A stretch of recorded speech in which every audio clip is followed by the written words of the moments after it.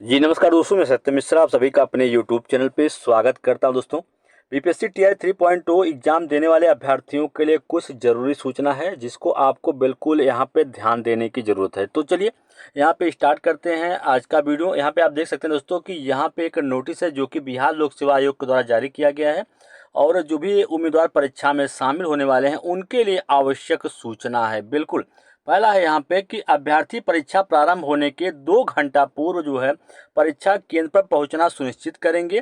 परीक्षा प्रारंभ होने की 1 घंटा पूर्व परीक्षा केंद्र में अभ्यर्थियों को प्रवेश की अनुमति नहीं दी जाएगी।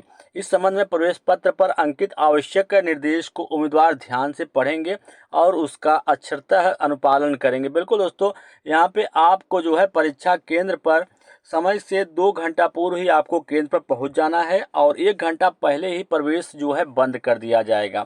इसके लिए जो है कंप्लीट जानकारी जो है आपकी ई एडमिट कार्ड जो आपने डाउनलोड कर रखा है उस एडमिट कार्ड पे कंप्लीट इन्फॉर्मेशन है, उसको आप जो भी चीज़ें दी गई हैं उस चीज़ का आपको बिल्कुल भी पालन यहाँ पे करने के लिए कहा गया है। दूसरा इसमें जो इन्फॉर्मेशन दिया गया है आप सभी के लिए, कहा गया है कि अभ्यर्थी ई एडमिट कार्ड डाउनलोड करने के समय यह सुनिश्चित करेंगे कि रोल नंबर के समक्ष बार कोड निश्चित रूप से अंकित रहे।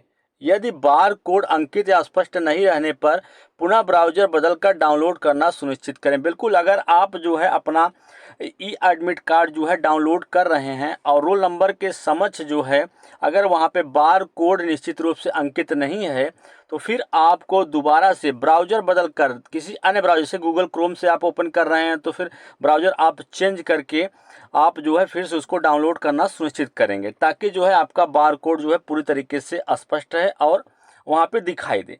और क्या अपडेट है, जरूरी सूचना है विद्यार्थियों के लिए। तो चलिए यहाँ पे बताते हैं आगे कि अभ्यर्थी ऑनलाइन आवेदन में दिए गए फोटो पहचान पत्र के साथ परीक्षा केंद्र पर उपस्थित होंगे, अन्यथा उन्हें परीक्षा केंद्र में प्रवेश से वंचित किया जा सकता है। बिल्कुल दोस्तों, जो आपके द्वारा आईडी प्रूफ या पहचान पत्र जो है आपको आवेदन करते समय जो लगाया गया है उसी के साथ आपको जाना है। अगर आपने पैन कार्ड लगाया है तो पैन कार्ड ले जाइए आईडी प्रूफ के रूप में।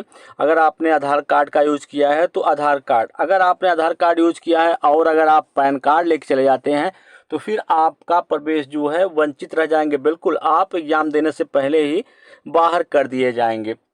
आगे है ओएमआर सीट को लेके यहाँ पे अपडेट है कि ओएमआर सीट में क्वेश्चन बुकलेट का सीरीज जो है वो अंकित रहेगा। अभ्यर्थी ओएमआर आंसर सीट में क्वेश्चन बुकलेट की संख्या लिखेंगे एवं रोल नंबर का केवल गोला रंगीन करना सुनिश्चित कर।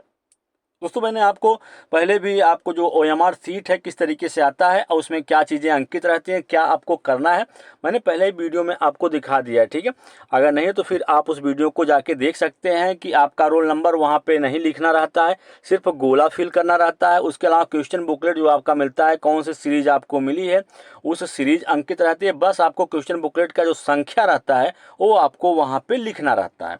आगे है कि इस परीक्षा में उम्मीदवारों को अवबंधित रूप से प्रवेश की अनुमति जो है वो दी गई है। उम्मीदवारों को निर्गत प्रवेश पत्र में यह स्पष्ट रूप से अंकित किया गया है कि उनकी पात्रता के संबंध में ऑनलाइन आवेदन में किए गए प्रविष्टि में अंकित तथ्यों के आधार पर विधिवत जांच या सत्यापन के पश्चात उन अभ्यर्थियों पर आयोग द्वारा निर्णय लिया जाएगा। बिल्कुल जो आपके द्वारा जो प्रमाण पत्र या जो साक्ष्य लगाए गए हैं उसी पे जो है आयोग निर्णय लेगा। आगे जरूरी जानकारी उसको भी आप जान लीजिए।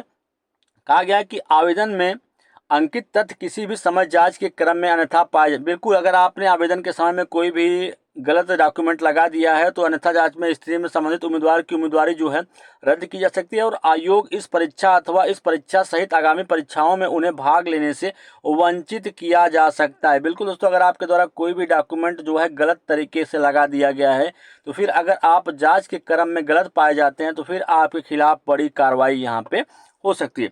परीक्षा केंद्र परिसर जहां परीक्षा होनी है में mobile, bluetooth, wifi, gadgets, electronic pen या सामान या स्मार्ट जैसी इलेक्ट्रॉनिक सामग्री को ले जाना पूरी तरीके से वर्जित है। परीक्षा कक्ष में इलेक्ट्रॉनिक सामग्री ले जाने पर उसे कदाचार मानते हुए बिहार परीक्षा संचालन अधिनियम 1981 के तहत आवश्यक कार्रवाई की जा सकती है।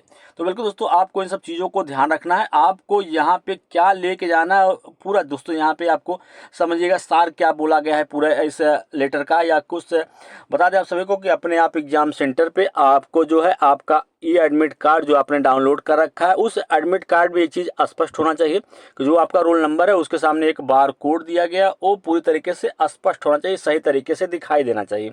उस एडमिट कार्ड को आपके ले जाना है, उसका एक फ़ोटो कापी, और अगर आपका फ़ोटो या इमेज अस्पष्ट है तो आपको घोषणा पत्र भी अपने साथ ले जाना है। इसके अलावा आपको एक आईडी प्रूफ के रूप में जो आईडी प्रूफ आपने फॉर्म भरते समय लगाया है वही आईडी प्रूफ आपको अपने साथ ले जाना है, और कोई भी एक पेन, ब्लैक या ब्लू पेन अपने साथ ले जाना है, अन्यथा किसी प्रकार की कोई डिवाइस जो है अपने साथ आपको नहीं ले जानी है। इन सब चीज़ों को आपको ध्यान में रखना है।